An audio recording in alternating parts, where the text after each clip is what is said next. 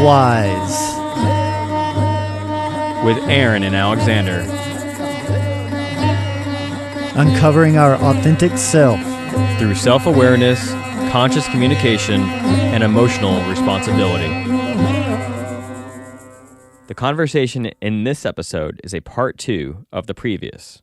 The conversation left off with Alexander discussing the difference between intentions and expectations, with expectations having a preference leading to us becoming emotionally attached to an outcome, and also how acceptance of a situation or behavior is not condoning it, and the most optimal way to help others is by example rather than your words.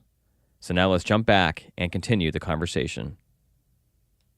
Yeah, and having that perspective in any area of life that you're going through, where you can just question, what lesson am I supposed to learn here? I think that's very powerful, because that then brings you up a level from just thinking that everything is just happening to you with no reason whatsoever, whereas everything's just random. Victim. Yeah.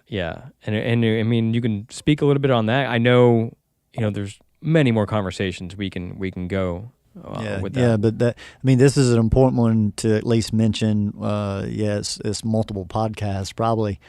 And I was just dealing with this recently with a client as well. And, the victim mentality is where pretty much all of the negative emotions come from. And people use that why to try to figure that out. Why is this happening to me? And to flip that polarity to simply say, what can I learn and adjust here to stop this pattern? But the effort has to be put in. So even other philosophies or mindsets, that was a big breakthrough when people realized that they were the way they were because of the way their parents treated them or things that had happened in the past. And that was a pretty big breakthrough, but it got a lot of people stuck, that they just went, oh, I'm like this because of my mom. I'm like this because of my dad. Well, that gave a certain sense of relief, but it didn't give any fix. It didn't really give. It was just a stepping stone. And I think that's what you were saying earlier, is that I've seen people get to that level of recognition of why I am this way.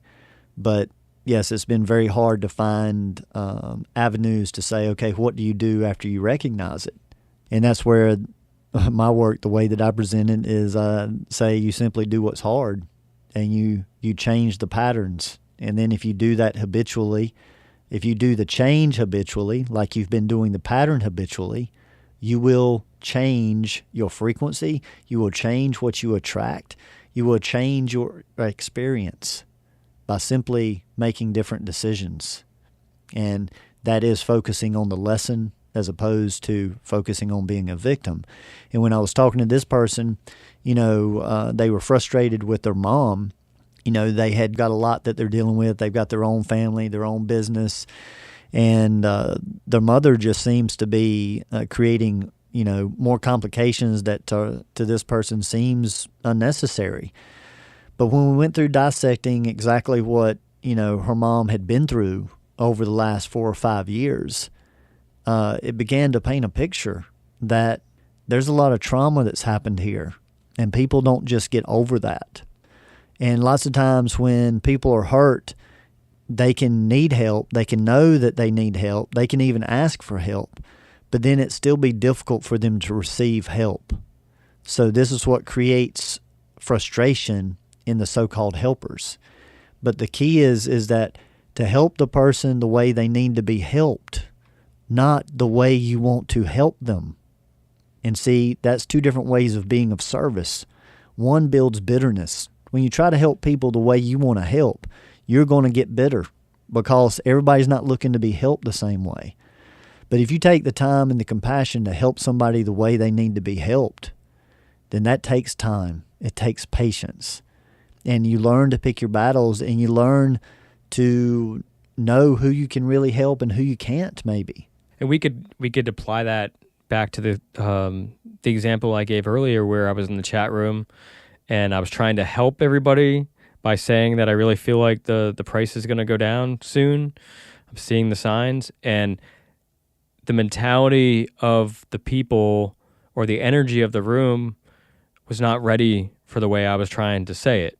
Trying to help. Yeah. Right. So for me, I was like, man, I'm just trying to help people. So I backed off and just watched it, and they, quote, attacked me through text. Of course, it's text, but they weren't pleased with the way I did it, and maybe the way I should have done it was just do it myself. Right. Just try to find 2 or 3 people that I thought were capable of helping me, or even gone to the top, instead of just saying it in the general chat. Or set it up. I mean, one way to work with this is to ask a question, to remember that the question's always more important than the answer that you're trying to give. So if you simply say something like, and I don't know how this works, but simply say something like, I've got a strong feeling about something that's getting ready to shift. I want to respect the rules here. Anybody interested, contact me privately. Yeah, and you you always put it so perfectly, because when you're in that situation, you don't. It's hard to think it out that clearly. But again, that's what this podcast I think is for. Because I've been around you a year and a half, and I don't remember these things unless they're repeated over and over to me, and over and over. Yeah, so when I hear you say something, I may have heard it the first time I ever met you, but life happens. We go through our own things, all week, and I remember when we used to have a weekly sound journey in Winston-Salem, and so as every week I was hearing these things, so it was a little easier to start remembering these things and build off. But go into the well. Yeah, exactly. So hopefully this podcast will serve that for many people, because hopefully we'll bring up different examples, different perspectives, like you were saying, the whole 360-degree view of a situation, and we'll repeat things many times. Over and over, because the way that I describe seeking consciousness, or a wiser way to live, is very reflective in just raising children. And you don't tell the child to not touch the hot stove one time. You tell it over and over and over and over. And see, we've become such an intellectual society that anytime somebody hears something that they've already heard, they disregard it. So this is the problem with processing information and processing emotions, is that people think that they know more than they know. They have the concept, they've heard the words, but they don't understand the process yet. And as children, to remember that, yes, I like to say, be willing to hear it 100 times. Be willing to fail at that 100 times before you get any better at it. And that doesn't mean that every single time you do something, you're going to have to do it 100 times before it's better. But the thing is that it takes the expectation away. And what you're doing is you're teaching yourself that I'm not going to fix this quickly. I'm going to have to go through this process 100 times. And then the cool thing is that you may only go through it 10 more times, and then you get it. But it's through that acceptance, once again, because the acceptance takes away the expectation, which takes away the pressure or the negative emotion that is building to need to be experienced so that you get the lesson. So I would be that kid. I would be the one that had to touch it in order to experience it and know that it was hot. Okay, so and I'm so glad you brought that up, because this is the point of so-called consciousness. Yes, we were like that as kids, but now the difference is that if I show you a film of what a fire can do to the flesh of burning someone's arm off, I happen to feel that through consciousness and through acceptance, that a person does not have to stick their arm in that fire to get 95% of the information that's needed. And lots of times that 95% is enough, because that extra 5% can be the cost. And while you're saying that, I'm dissecting myself here, and I wouldn't need to light myself on fire to know that it would hurt. And then I realized that I put a price on physical pain. But I think this goes for most people out there, the emotional, we don't really understand that as a culture. So we put ourselves in situations where we have to experience emotional pain because we don't really have anybody out there showing us what that pain looks like and then identifying it. That is one reason that I use that fire in the flesh, because it is the extreme. But at every single step, no matter what you go to engage in, it's going to have a cost. Everything has a cost. Any energy that you expend, the cost is that you just expended some energy, or it can be a lesson. So in these situations to where it's something that, once again, you said that you want, is different the way you approach that from the way that you approach pain. And what I'm suggesting is there shouldn't be a difference, because caution brings consciousness, stillness brings clarity. So as soon as I feel a want, or soon but somebody says, "Oh man, I want to manifest this, or I want to create this in my life," I say, "Okay, pause right there. Now before you take one more step, enjoy that excitement. Be in it. I want to be in it with you. Now let's burn it up. Let's get rid of it and get back to neutral, because we're going to accept that everything's in divine order, and we're just setting an intention here that I feel like right now at this point in my life, I would like to go in this direction, but I'm trusting that everything's in divine order." So if I run into an obstacle, I'm not going to let that break me down. I'm not going to let that tear me down. I'm going to accept, oh, this is just an obstacle. I may have to go through 100 of these before I get there. So these are the successful people that talk about all of their failures and how many shots Michael Jordan missed, how many games that he lost. He was willing to accept all of those losses all on the chin and just go, but I can get better. I can get better, not hold on to it. Other systems talk about not taking things personal, and I love that. But it is a practice that has to be done over and over and over to truly stand in that, to where you're not experiencing disappointment when things don't so-called go your way. It's understanding that if you jump in the river without a raft or some type of life preserver, that you're more than likely going to hit rocks, you're going to hit sticks, you're going to get beat up a little bit. That's just accepting the way that things are. That doesn't have anything to do with being negative or creating a negative event in your life. And even in that moment where you want something, we should also go internal with the why and ask, why do we think we want it, right? Right, yeah, because that's something that I wanted to bring up with the whole throat thing and with that event with the currency people. See, when you spoke up to, like, your intention was to help, there was another want there too. And what I'm willing Money? to just to ask you to consider, and everyone to consider, is a need to be heard, a need to be recognized. We all want that. So even in our purest intentions of wanting to help, it may not quite be that pure. Because if it was that pure, when that repercussion come back, you would have felt nothing. You would have simply said, "Oh, okay, no worries, I just wanted to help." But because of the feeling of the repercussion has something to do with the ego. And then that's connected to that one, which is very easy to understand. Anytime we're part of something, especially building something from a financial standpoint, we feel like we've got a voice and it needs to be heard. So expressing yourself was very important. It all comes down to how and to whom and when and how long. And what's interesting is I was able to look at everybody else in that chat, and I feel like they were in that moment just so happy to be a part of something, a brotherhood, and that type of bonding energy, like the energy where the men go off in war and they come back, and there's that bond they talk about that nobody can understand, like that type of thing. So I could see them, and that's kind of why I think they're put off by the negativity, because they're busy having fun. They're talking about and building something, and so I wasn't able to identify that myself in that moment. But I was it was easy for me to identify it in them. Right, yeah, and then taking into account that your specific type being a generator, our types is to point out what's not working. So to point out what's not working is a way that we show love.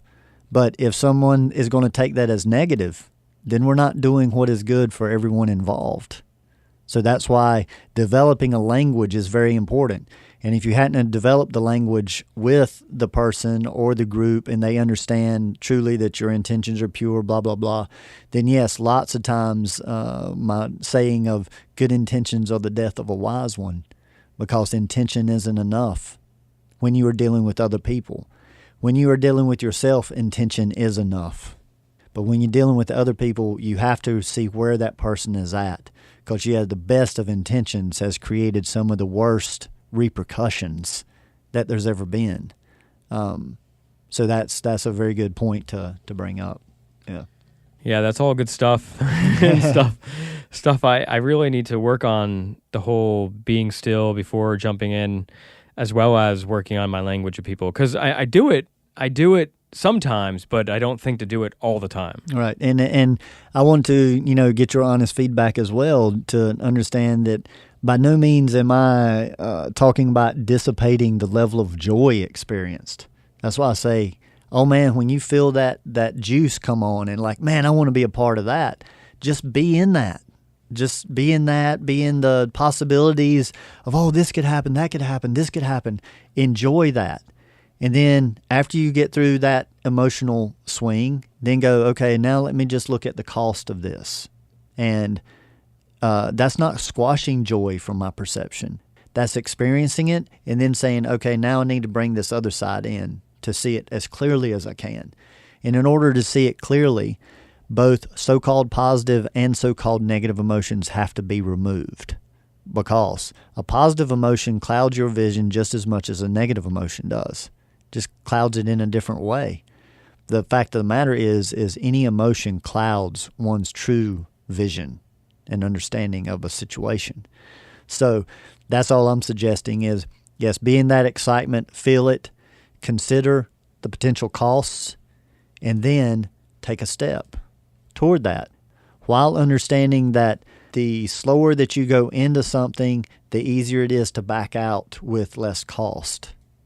So if something is too time sensitive, then that gets into more like adrenaline type people that are seeking adrenaline and big jumps and huge gains, and that's just not what my work's about. So there's nothing wrong with that, and there are people that are designed to do that, and we'll be talking about some of those people in this podcast. That's just not where the majority of the mass population is. And then earlier, before we started recording, we were also talking about, with me being a 3 of diamonds, but I'm also a double diamonds, we were talking about their relationship around money or things that are valued. And we even got into how that attachment with money, if I or anybody who is a diamond, or you can correct me if it's just 3s or 7s or any diamond, if you fear or have a fear of where your money is coming, or whatever you value, where it's coming from, or if it's going to run out, then that almost becomes an obstacle in receiving that. And I know this in my own personal life, obviously, and we've talked about it, and you've definitely helped me, where I've gone out and I've become a freelancer, and so that is a scary thing, leaving a salary job where you're getting paid, but it comes with its own freedoms. And I don't know where my next paycheck is coming from. I've lived in that fear, and I've kind of had a weird relationship with money all my life, where I've been able to attract it, but I do have this kind of fear of not having it or it running out. And so I did go through a period where I wasn't sure where my next job was going to come from. And through our talks, I thought that I was going to try this out and just not have a fear, and just really put it out there that the universe or whatever has the best intentions for my life, and whatever I'm supposed to do will come, and I will be taken care of. And anytime I've dismissed the negative thoughts that come in, I've just attracted exactly what I needed, at the time for money, money wise. Right. Yeah. And this whole, the vision of worry and concern and what we want, I mean, it is a broad concept, because, nobody wants to experience pain or discomfort, but growth entails that. So Like if anyone has ever had like a major appendage injury and have to go through rehab, the people that work with rehab patients, they push you past the point that you want to go by yourself because you have to go through that pain. So this is what I would like to, bring up at this point about like manifesting or getting like what we want. This is where the concept of not being willing to pay the cost is where those negative emotions come from. And this is why, once again, I bring that in to have that vision in the beginning helps to buffer that expectation. It's not building negative energy because you're looking to get to the neutral place, then to move forward. And so, yes, recognizing that in yourself that everyone carries different levels of this. So yes, the 3 of diamonds is specific. We were talking about another person I knew of that was a 10 of diamonds, that when they're not thinking about money at all, it just comes in. So a lot of diamonds carry this trait that the tendency is that there's a lot of availability there, but also sometimes for gains to have to happen, losses have to happen in other areas. So once again, being willing to pay the cost and not allowing the process to throw us around on this emotional roller coaster ride because of the expectations of it. So yes, getting back to that, it is a practice in trust, but it's also a practice in managing our wants. And so it becomes a co-creation. And I've heard people use that term before, but this is my vision of this, is that, yes, we're working on trust and allowing things to come to us as it's divinely guided to, but there are certain initiations and certain times that we need to push that first domino to get all the other ones to fall. And there's a big separation between discerning when to move forward with situations and when to feel that it's not the right time, and to trust. So that third energy center just below the rib cage has to do with trust and willpower. And it's not that one is better than the other. Everyone needs to use both of those at different amounts at different times. So what I like to say with that is that if you're trying to discern between the two, to look at lots of times when we initiate a new direction, life will challenge us to see if we are serious.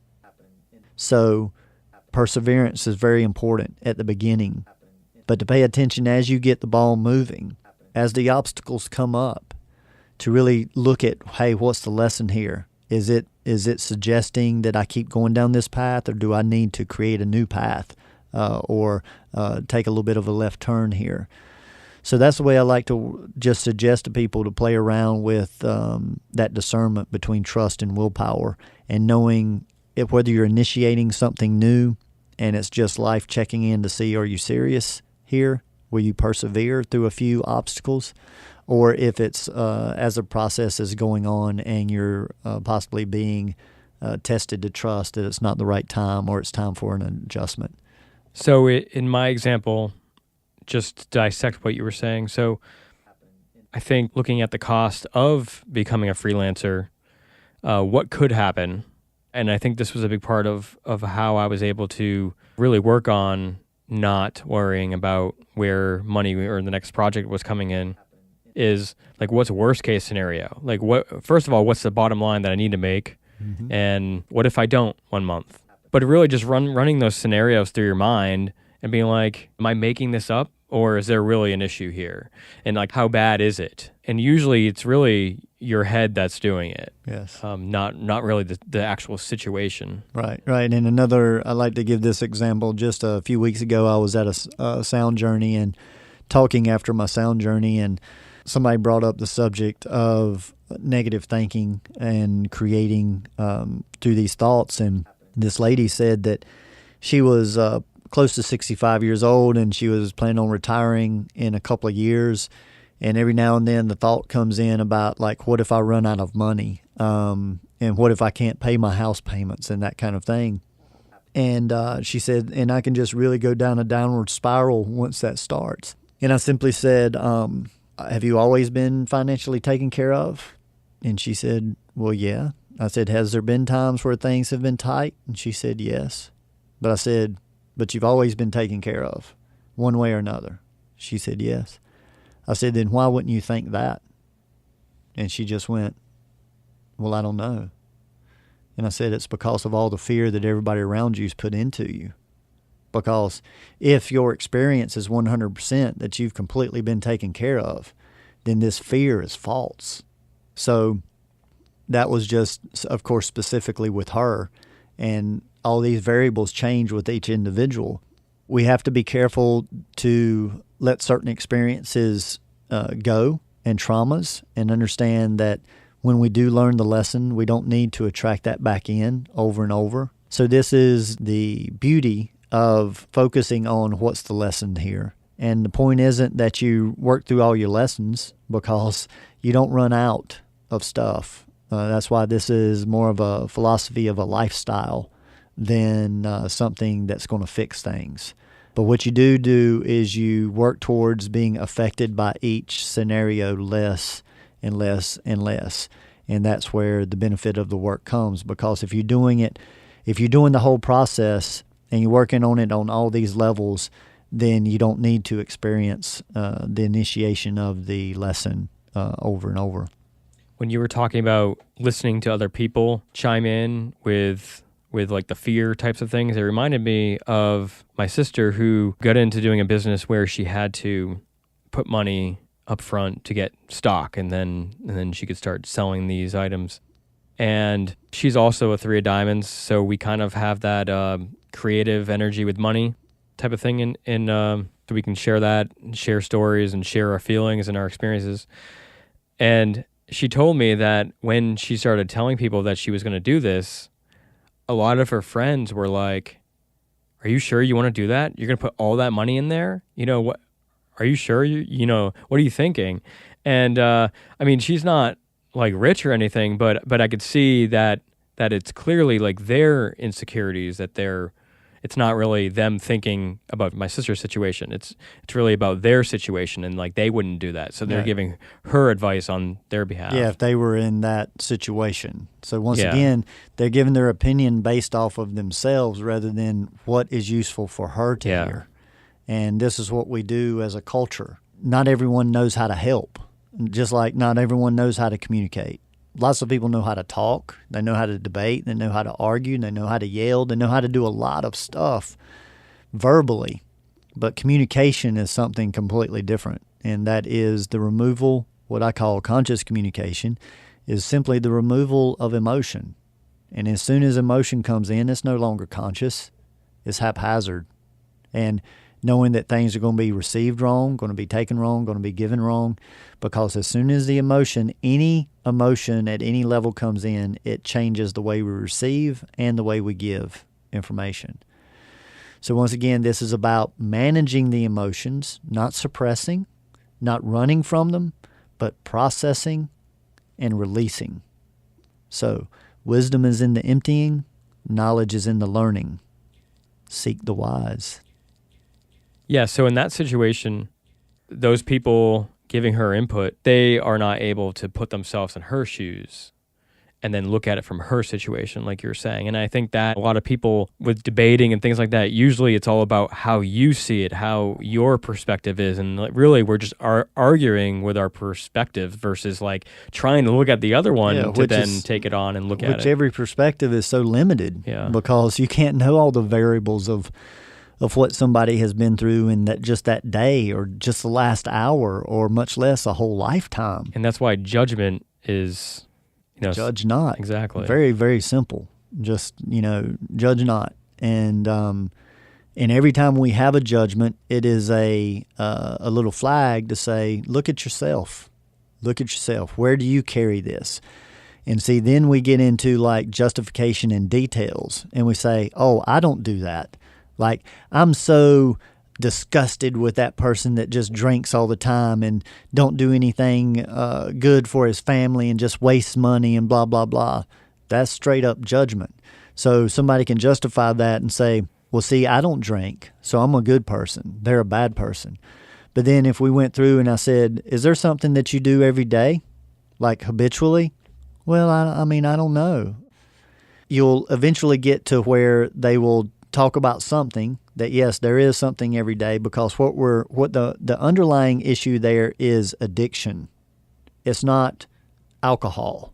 The issue is addiction, and that's reflecting addiction back on that lady. And so whatever she's addicted to is creating that judgment. That's what she's seeing, but she can justify it and say, I don't drink, so I'm not like that person. But almost everyone has some type of addiction, some type of crutch.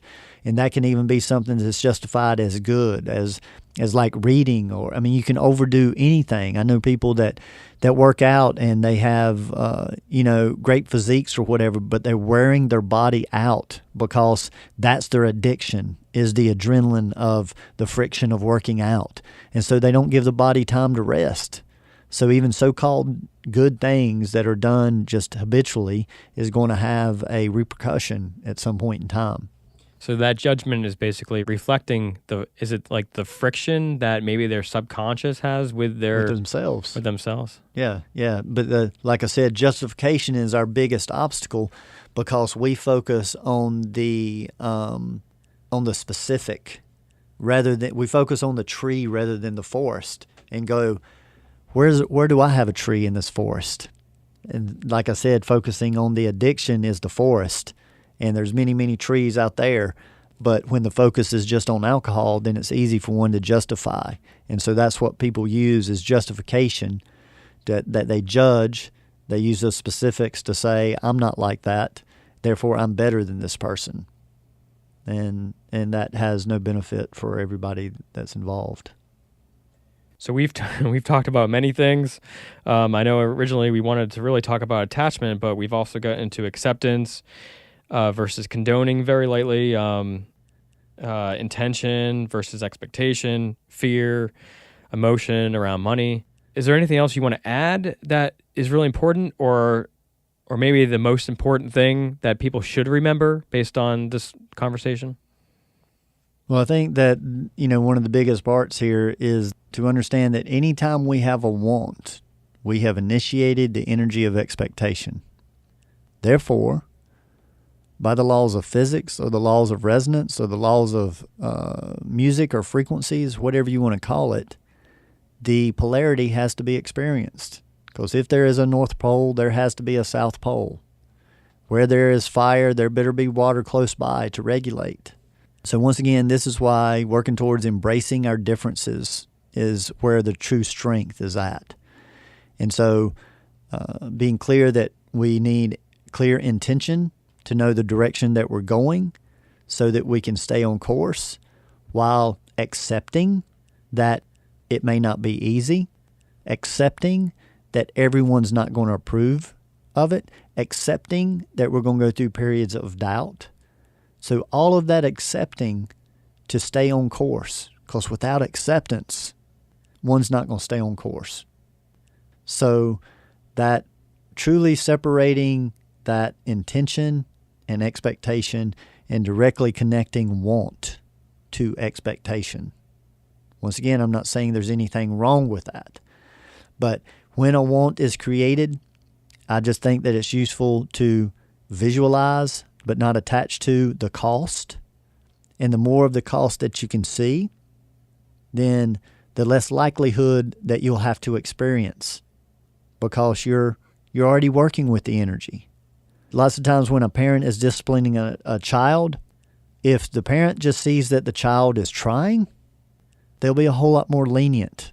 The child does not have to correct it the first time. And we need to remember that with ourselves and with others. We expect too much of ourselves and of others. Give them that 100 times. 100 times. And I've heard people say, oh, they've done this to me 3 or 4 times. And I go, how many times have they helped you out or been there to listen to you? Oh, thousands. So why is that 3 or 4 times so much?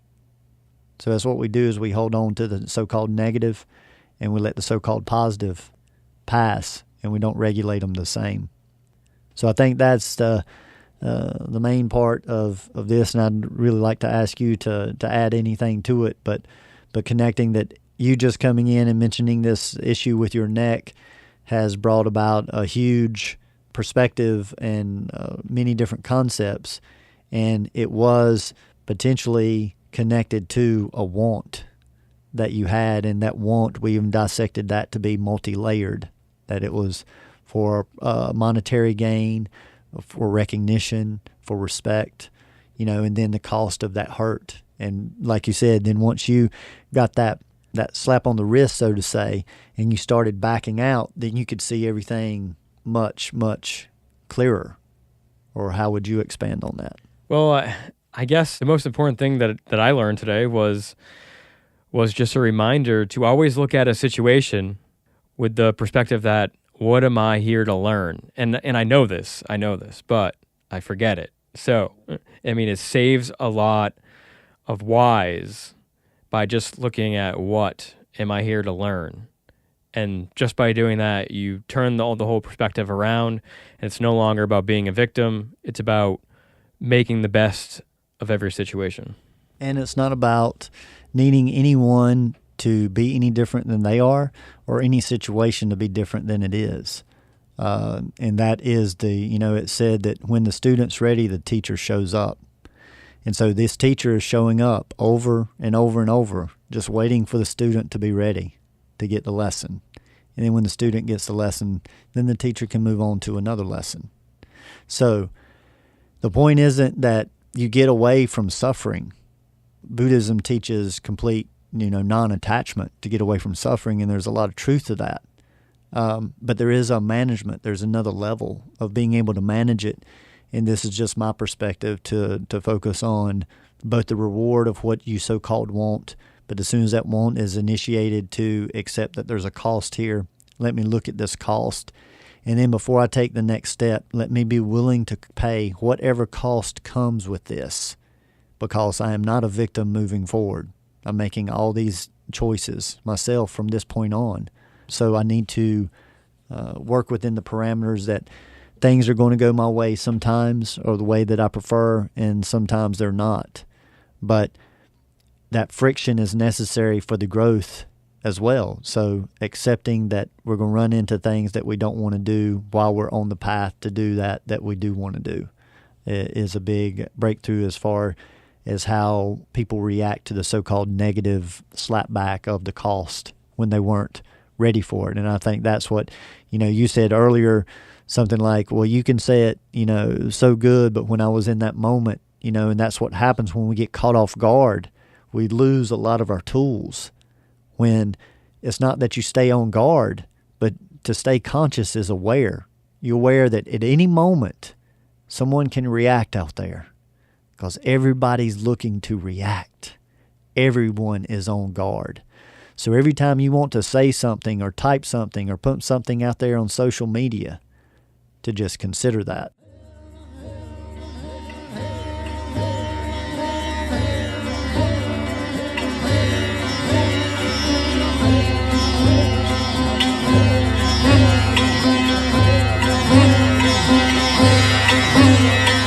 We appreciate your interest in self-growth, conscious communication, and continuing to ask the wise whys. And remember, gradual changes over long periods of time equals lasting results. The information in this podcast has been developed over 20 years by Alexander in his observation of his personal life, private practice, and professional environments. This information is meant for educational purposes only and is not suggested as a replacement for traditional therapies or medications. As a matter of fact, we suggest to not believe any of this information, nor any of the information out there in the world. Remember, knowledge plus experience equals wisdom. Seek the wise. We are looking forward to continuing to provide this information through this platform, and if you are drawn to support us, you can do so by the following. Sharing is caring. Share the podcast with like-minded individuals. Emotional responsibility and energetic wisdom can save the world. If you are drawn to support us monetarily, you can do so by visiting our Patreon page, where you can make a monthly donation in exchange for exclusive Wise perks. You can do this by visiting wise-wise.com/patron, Patreon. Next, you can head over to Alexander's website, where you can book private consultations in person, by phone, or on Skype. Find out more information on his live performances, class schedules, products, including birth chart analysis reports and music, and check out more information on his sound therapy tables. To do so, you can visit vibrotune.com, vibrotune.com. Finally, if you have been searching your entire life for consciously created apparel featuring the WiseWise logo apparel, Alexander themed clothing, or other alternative perspective designs, you can head over to Verities Apparel, where you can find all that and more. That is veritiesapparel.com, VERITEESAPPAREL.com. We want to thank you for being part of this journey.